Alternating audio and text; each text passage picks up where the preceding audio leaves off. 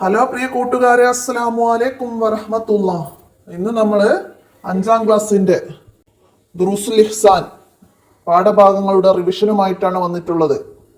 നമുക്ക് പാദവാർഷിക പരീക്ഷയ്ക്ക് 5 പാഠങ്ങളാണ് ദുറൂസുൽ ഇസ്ലാമിൽ നിന്ന് വന്നത്. അപ്പൊ നമുക്ക് ഏതൊക്കെ പാഠങ്ങൾ എന്നൊക്കെ നോക്കി ഓരോ പാഠങ്ങളും ഒന്ന് നമുക്ക് വായിച്ച് റിവിഷൻ ചെയ്യാം, നന്നായി മനസ്സിലാക്കാം. വീഡിയോ കൂട്ടുകാർക്ക് ഷെയർ ചെയ്ത് കൊടുക്കണം. നമുക്ക് വീഡിയോയിലേക്ക് കടക്കാം. ബിസ്മില്ലാഹിർ റഹ്മാനിർ റഹീം. ഒന്നാമത്തെ പാഠം അൽ ഇഖ്ലാസ്. എന്താണ് ഇഖ്ലാസ്?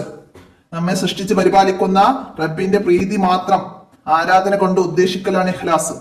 നമ്മെ സൃഷ്ടിച്ച് പരിപാലിക്കുന്ന റബ്ബിന്റെ പ്രീതി മാത്രം ആരാധന കൊണ്ട് ഉദ്ദേശിക്കലാണ് ഇഖ്ലാസ്. അല്ലാഹു തആല പറയുന്നു, വമാ ഉമിറു ഇല്ലാ ലിയഅബ്ദുല്ലാഹ മുഖ്ലിസീന ലഹുദ്ദീൻ. ആരാധന കൊണ്ട് അള്ളാഹുവിന്റെ പ്രീതി മാത്രം ലക്ഷ്യമാക്കലല്ലാതെ ലക്ഷ്യമാക്കാനല്ലാതെ അവർ കൽപ്പിക്കപ്പെട്ടിട്ടില്ല. അപ്പൊ നമ്മുടെ അമലുകള് ജനങ്ങൾ കാണാനോ അവരുടെ പ്രശംസ നേടാനോ ആകരുത്. നമ്മുടെ പ്രധാന ലക്ഷ്യം എന്താണ്? ആരാധന ചെയ്യുന്നതിലൂടെ നമ്മുടെ പ്രധാന ലക്ഷ്യം എന്താണ്? അള്ളാഹുവിന്റെ പ്രീതി മാത്രമായിരിക്കണം. സൈനുദ്ദീൻ മഖ്ദൂം റളിയല്ലാഹു അൻഹു പറയുന്നുണ്ട്, അഖ്ലിസ് വദാഅൻ ലാ തുരീദ ബിതഅത്തിൻ ഇല്ല തഖർറുബ മിൻ ഇലാഹിക ദിൽകില. വിട്ടഭാഗം പൂരിപ്പിക്കാനോ അതിന്റെ ആശയം എഴുതാനും വരാം. മനസ്സിലാക്കണം എന്താണ് ആശയം പറയുന്നത്. അള്ളാഹുവിന്റെ പ്രീതി മാത്രം ഉദ്ദേശിക്കുക എന്നത് ഉന്നത സ്ഥാനത്തുള്ള ഇഖ്ലാസാണ്.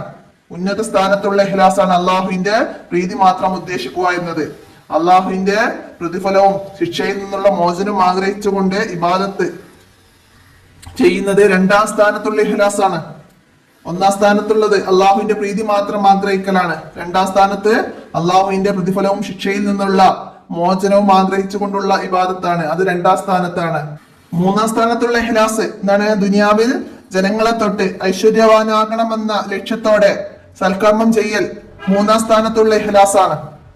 അതിൽ പെട്ടതാണ് ദാരിദ്ര്യം വരാതിരിക്കാന് എല്ലാ രാത്രിയും സൂറത്തുൽ വാഖിയ ഓതല്. അത് 3ാം സ്ഥാനത്തുള്ള ഇഖ്ലാസാണ്.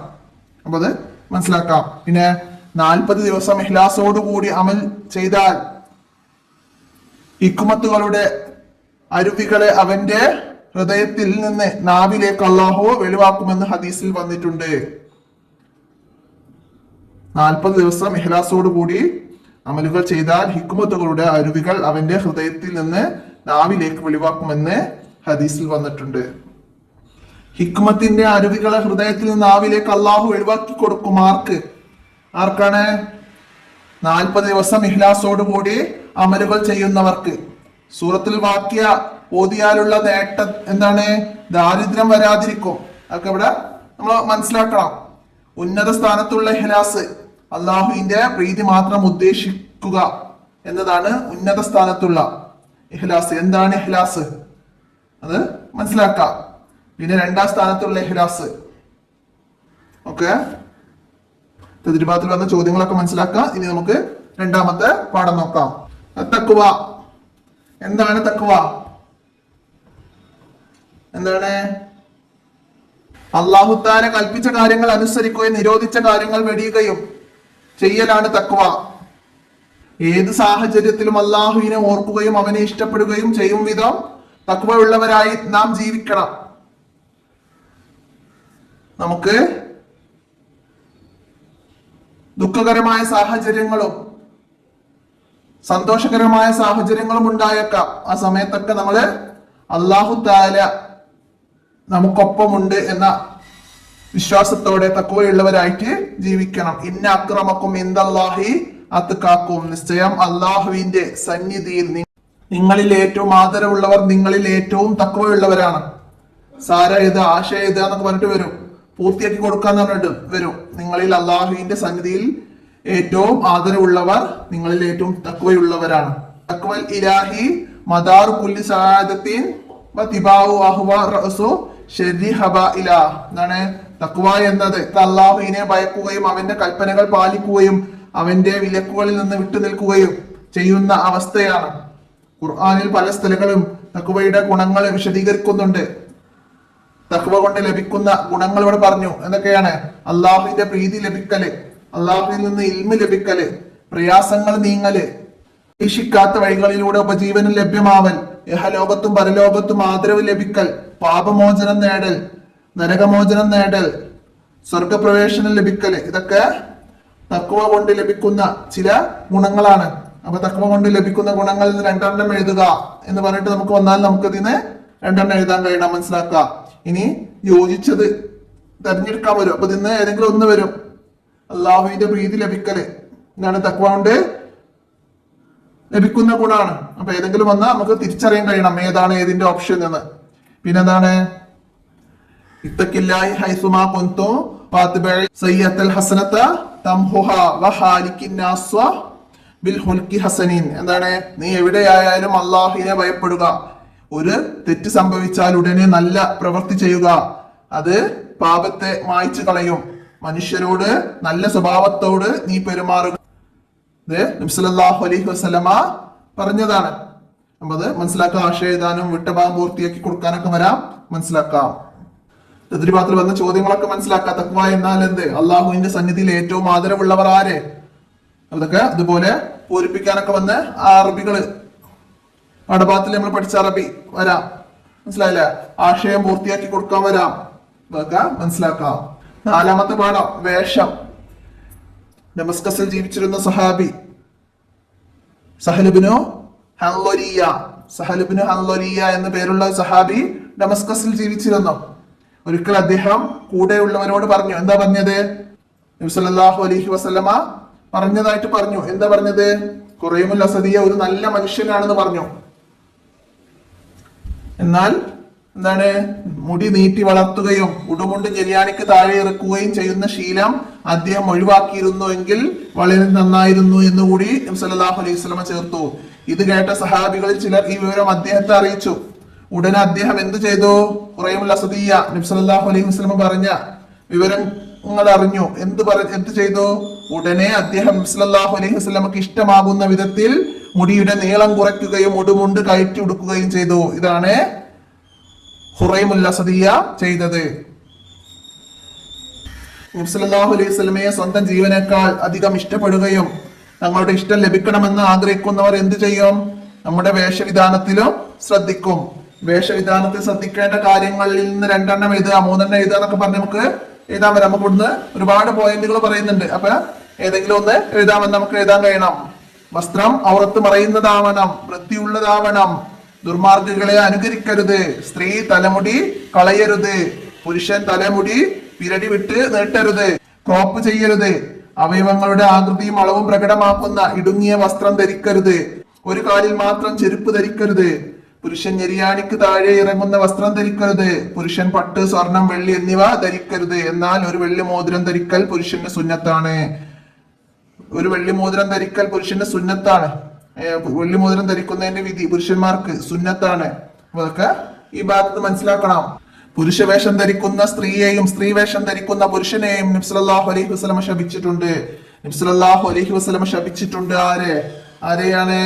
പുരുഷവേഷം ധരിക്കുന്ന സ്ത്രീയെയും സ്ത്രീ വേഷം ധരിക്കുന്ന പുരുഷനെയും കൊണ്ട് നബി സല്ലല്ലാഹു അലൈഹി വസല്ലമ ശപിച്ചിട്ടുണ്ട്. പുരുഷൻ ധരിക്കാൻ പാടില്ലാത്ത കാര്യങ്ങളിൽ നിന്ന് 3 എണ്ണം എഴുതുക എന്നൊക്കെ പറഞ്ഞാലോ? പുരുഷൻ ധരിക്കാൻ പാടില്ലാത്ത കാര്യങ്ങൾ എന്തൊക്കെയാണ്? പട്ട്, സ്വർണം, വെള്ളി, ഞെരിയാണിക്ക് താഴെ ഇറങ്ങുന്ന വസ്ത്രം, ഇതൊന്നും പുരുഷൻ ധരിക്കാൻ പാടില്ല. നബി സല്ലല്ലാഹു അലൈഹി വസല്ലമ ശപിച്ച വേഷവിധാനം ഏത്? പുരുഷവേഷം ധരിക്കുന്ന സ്ത്രീയെയും സ്ത്രീ വേഷം ധരിക്കുന്ന പുരുഷനെയും നബി സല്ലല്ലാഹു അലൈഹി വസല്ലമ ശപിച്ചിട്ടുണ്ട്. തന്റെ വേഷത്തിൽ പുണ്യ നബി സല്ലല്ലാഹു അലൈഹി വസല്ലമ അതൃപ്തി പ്രകടിപ്പിച്ചതറിഞ്ഞപ്പോൾ ഖുറൈമുൽ അസദിയ ചെയ്തത് എന്താണ്? ഉടനെ അദ്ദേഹം നബി സല്ലല്ലാഹു അലൈഹി വസല്ലമക്ക് ഇഷ്ടപ്പെടുന്ന വിധത്തിൽ മുടിയുടെ നീളം കുറയ്ക്കുകയും ഉടുമുണ്ട് കയറ്റി ഉടുക്കുകയും ചെയ്തു.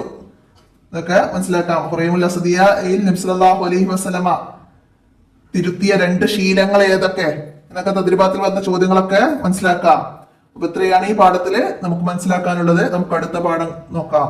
4-ാമത്തെ പാഠം റിദ്ദ. എന്താണ് റിദ്ദ? റിദ്ദ എന്നാൽ എന്ത്? പ്രായപൂർത്തിയും ബുദ്ധിയുമുള്ള മുസ്ലിം വാക്കുകൊണ്ടോ പ്രവൃത്തി കൊണ്ടോ നിയ്യത്ത് കൊണ്ടോ സ്വന്തം ഇഷ്ടപ്രകാരം ഇസ്ലാമുമായുള്ള ബന്ധം മുറിക്കുന്നതാണ് റിദ്ദ എന്ന് പറയുന്നത്. അള്ളാഹുവിങ്കൽ സ്വീകാര്യമായ മതം ഇസ്ലാം മാത്രമാണ്. അള്ളാഹുവിങ്കൽ സ്വീകാര്യമായ മതം ഇസ്ലാം മാത്രമാണ്. ഇന്ന ദീന ഇൻദല്ലാഹിൽ ഇസ്ലാം. അള്ളാഹുവിങ്കൽ സ്വീകാര്യമായ മതം ഇസ്ലാം മാത്രമാണ്. അള്ളാഹുവിങ്കൽ സ്വീകാര്യമായ മതം ഇസ്ലാം മാത്രമാണ്. നമുക്ക് അള്ളാഹു താല നൽകിയ വലിയ നിയമത്താണ് എന്ത്? നാം മുസ്ലിംകളായി എന്നത്. അള്ളാഹു താല നമുക്ക് അള്ളാഹു താല നൽകിയ വലിയ നിയമത്താണ്. ജീവിതകാലം മുഴുവനും മുസ്ലിമായി തന്നെ ജീവിക്കുകയും മുസ്ലിമായി തന്നെ മരിക്കാനും സാധിക്കണം. എന്താണ്? എന്നെ നീ മുസ്ലിമായി മരിപ്പിക്കുകയും സ്വാലിഹീങ്ങളോടൊപ്പം ചേർക്കുകയും ചെയ്യണമേ എന്ന് നാം പ്രാർത്ഥിച്ചു കൊണ്ടേയിരിക്കണം. എല്ലാ സ്വഹാബികളും ഇതിനു വേണ്ടി പ്രവർത്തിക്കുകയും പ്രാർത്ഥിക്കുകയും ചെയ്തിട്ടുണ്ട്. ഇസ്ലാമിൽ നിന്ന് പുറത്തു പോകുന്ന ഒരു കാര്യം നമ്മുടെ ജീവിതത്തിൽ സംഭവിക്കരുത്. അപ്പൊ അത് വാക്കുകൊണ്ടും പ്രവൃത്തി കൊണ്ടും പിന്നെ സ്വന്തം ഇഷ്ടപ്രകാരമോ റിദ്ദ എന്ന് പറയുന്നത് മനസ്സിലായി. റിദ്ദ സംഭവിച്ചയാൾ ആണ് മുർത്തദ്. റിദ്ദ സംഭവിച്ചയാളാണ് മുർത്തദ്. ആരാണ് മുർത്തദ്? റിദ്ദ സംഭവിച്ചയാളാണ് മുർത്തദ്. കുഫ്രിന്റെ ഇനത്തിൽ ഏറ്റവും കുറ്റകരമായതാണ് റിദ്ദ. കുഫ്രിന്റെ ഇനത്തിൽപ്പെട്ടത് അതാണ് റിദ്ദ. കുഫ്രിന്റെ ഇനത്തിൽപ്പെട്ട ഏറ്റവും കുറ്റകരമായതാണ് റിദ്ദ. മുർത്തദായാൽ അതുവരെ ചെയ്ത എല്ലാ നന്മകളുടെയും പ്രതിഫലം നഷ്ടപ്പെടും. അവന്റെ മേൽ മയ്യിത്ത് നിസ്കരിക്കുകയോ മുസ്ലിങ്ങളുടെ ഖബർസ്ഥാനിൽ അവനെ മറവ് ചെയ്യുകയോ ഇല്ല. അവനെ ശാശ്വതമായ നരകത്തിൽ വസിക്കുകയും ചെയ്യും. യുദ്ധ കൊണ്ട് ഉണ്ടാകുന്ന അപകടങ്ങൾ എന്തൊക്കെ? മുർത്തദായാൽ അതുവരെ ചെയ്ത എല്ലാ നന്മകളുടെയും പ്രതിഫലം നഷ്ടപ്പെടും. അവന്റെ മേൽ മയ്യിത്ത് നിസ്കരിക്കുകയോ മുസ്ലിങ്ങളുടെ ഖബർസ്ഥാനിലും അവനെ മറവ് ചെയ്യപ്പെടുകയോ ഇല്ല.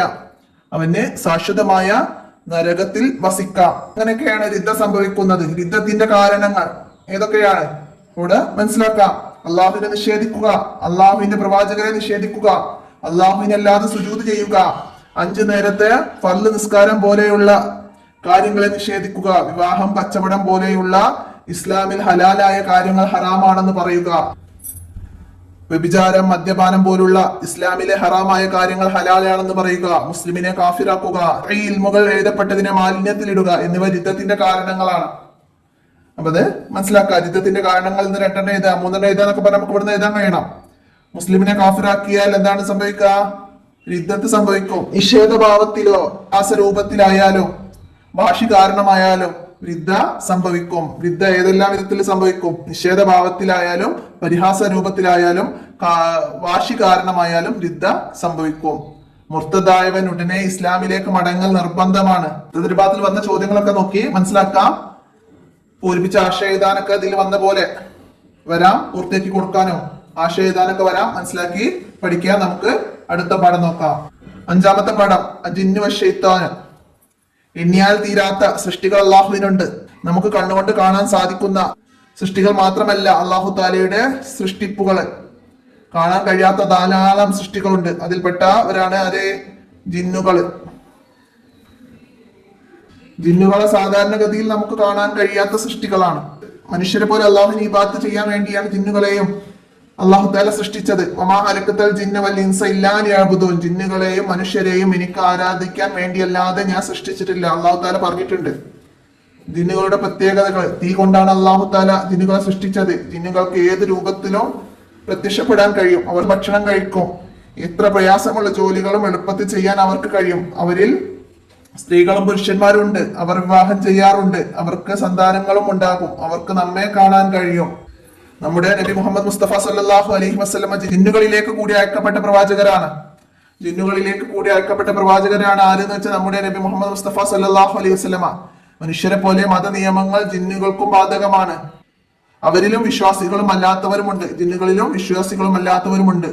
ജിന്നുകളിൽ നിന്ന് വേർതിരിഞ്ഞ ഒരു വിഭാഗമാണ് ഷെയ്ത്താൻമാർ. പൂർത്തിയാക്കാൻ വരൂട്ടാ. അതുപോലെ ചോദ്യം വരും, ആരാണ് ഷെയ്ത്താൻ? ആരാണ് ഷെയ്ത്താൻ? പിശാചുക്കൾ ആരാണ്? അവർ നമ്മെ തെറ്റ് ചെയ്യാൻ പ്രേരിപ്പിക്കുകയും നന്മയിൽ നിന്ന് പിന്തിരിപ്പിക്കുകയും ചെയ്യും. ഇന്ന ഷൈത്താന യജ്രി മിനൽ ഇൻസാനി മജ്റദ്ദമ്മി. എന്താണ്? മനുഷ്യന്റെ ശരീരത്തിൽ രക്തം സഞ്ചരിക്കുന്നിടത്തെല്ലാം പിശാച് സഞ്ചരിക്കും. മനുഷ്യനെ വഴി പിഴപ്പിക്കാൻ വേണ്ടി പ്രതിജ്ഞ എടുത്തവരാണ് പിശാച്. അവരിൽ ഏറ്റവും വലിയ ധിക്കാരിയും നിഷേധിയുമാണ് ഇബ്ലീസ്. പിശാചുക്കളിൽ ഏറ്റവും വലിയ ധിക്കാരിയും നിഷേധിയുമാണ് ഇബ്ലീസ്. ഇന്ന ശൈത്താന ലിൽ ഇൻസാനി അദുവ്വുൻ മുബീൻ. നിശ്ചയം പിശാച് മനുഷ്യന്റെ വ്യക്തമായ ശത്രുവാണ്. മനുഷ്യന്റെ വ്യക്തമായ ശത്രുവാണ് ആര്? പിശാച് എന്ന് വിശുദ്ധ ഖുർആൻ പറഞ്ഞിട്ടുണ്ട്. അള്ളാഹുവിനോട് ധിക്കാരം കാണിക്കുകയും മനുഷ്യരോട് ശത്രുത പുലർത്തുകയും ചെയ്യുന്ന പിശാചിന്റെ ഉപദ്രവത്തിൽ നിന്ന് അള്ളാഹു നമ്മെ കാത്തു രക്ഷിക്കട്ടെ. ഇത്രയാണ് ഈ പാഠഭാഗത്തില് പറയുന്നത്. അപ്പോ തീ കൊണ്ടാണ് അള്ളാഹു താല ജിന്നുകളെ സൃഷ്ടിച്ചത്. എതിർഭാഗത്തിൽ വന്ന ചോദ്യങ്ങളൊക്കെ പിശാചുക്കളിൽ ഏറ്റവും വലിയ ധിക്കാരിയാണ് ആര്? ഇബ്ലീസ്. ആരാകുന്നു ഷൈത്താന്മാർ? ആരാണ് ഷൈത്താന്മാർ? ജിന്നുകളിൽ നിന്ന് വേർതിരിഞ്ഞ ഒരു വിഭാഗമാണ് ഷൈത്താന്മാർ. പിന്നെ പൂരിപ്പിച്ച് ആശയം എഴുതാൻ വരും. അപ്പൊ അത് ഇതുപോലെ വന്ന് നമുക്ക് എഴുതാൻ കഴിയണം. ഷൈത്താൻ മനുഷ്യന്റെ ശത്രുവാണ് ഒക്കെ ഈ പാഠത്തുനിന്ന് മനസ്സിലാക്കാം. പാഠഭാഗത്തുനിന്ന് വരും. എണ്ണിയാൽ തീരാത്ത അള്ളാഹുവിനുണ്ട്. എന്താണ്? സൃഷ്ടികള്. എണ്ണിയാൽ തീരാത്ത സൃഷ്ടികൾ അള്ളാഹുവിനുണ്ട് എന്നൊക്കെ നമുക്ക് പൂർത്തിയാക്കി കൊടുക്കാൻ കഴിയും. മനസ്സിലായില്ലേ? നമുക്ക് കണ്ണുകൊണ്ട് കാണാൻ സാധിക്കുന്ന സൃഷ്ടികളെ മാത്രമല്ല അള്ളാഹു താല പടച്ചത് എന്നൊക്കെ നമുക്ക് വന്ന് മനസ്സിലാക്കാൻ കഴിയണം. അപ്പൊ ഇത്രയും പാഠങ്ങളാണ് നമുക്ക് പഠിക്കേണ്ട പാഠഭാഗങ്ങള്. അപ്പൊ എല്ലാവരും നന്നായിട്ട് ഓരോ പാഠഭാഗങ്ങളും നന്നായിട്ട് മനസ്സിലാക്കി പഠിക്കുക. നമുക്ക് മോഡൽ ചോദ്യ പേപ്പർ ഉണ്ട്. നമുക്കത് ഉടനെ തന്നെ അപ്ലോഡ് ചെയ്യണം. അതിന്റെ വീഡിയോയുമായി നമുക്ക് അടുത്ത വീഡിയോയിൽ കാണാം. ഇന്നത്തെ വീഡിയോയിൽ എന്തെങ്കിലും തെറ്റുകളൊക്കെ കാണുകയാണെങ്കിൽ കമന്റ് ആയിട്ട് അറിയിക്കണം. നമുക്ക് ഇന്നത്തെ വീഡിയോ അവസാനിപ്പിക്കാം. അസ്സലാമു അലൈക്കും വറഹ്മത്തുള്ളാഹി.